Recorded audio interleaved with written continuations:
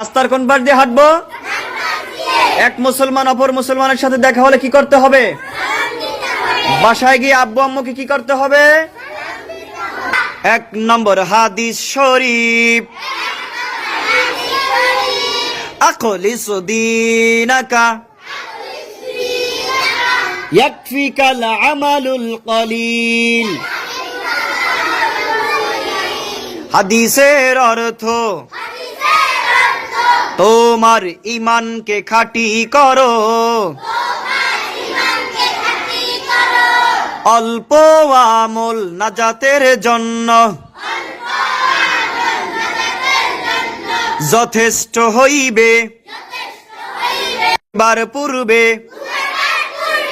এই দোয়া পড়িতে হয়, আল্লাহুম্মা বিসমিকা আমুতু ওয়া আহইয়া। আলিফুন বা, তাউন সা, জিমুন হাউন খাউন দাল। রাস্তার কোন পাশ দিয়ে হাঁটবো? এক মুসলমান অপর মুসলমানের সাথে দেখা হলে কি করতে হবে? বাসায় গিয়ে আব্বু আম্মুকে কি করতে হবে? 1 নম্বর হাদিস শরীফ, আখলিসু দীনাকা ইয়াকফিকাল আমালুল কলিল। হাদিসের অর্থ, তোমার ঈমানকে খাঁটি করো, অল্প আমল নাজাতের জন্য যথেষ্ট হইবে। বার পূর্বে এই দোয়া পড়িতে হয়,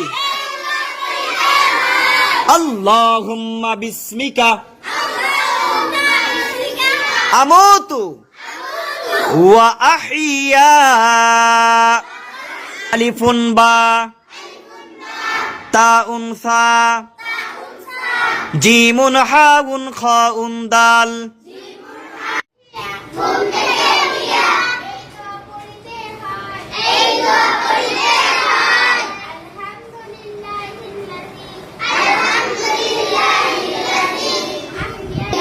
ঘুম থেকে উঠিয়া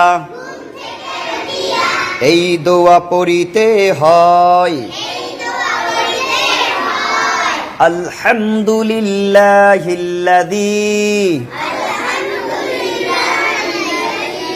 আহইয়ানা বা'দা মা আমাতানা ইলাইহিন নুশুর।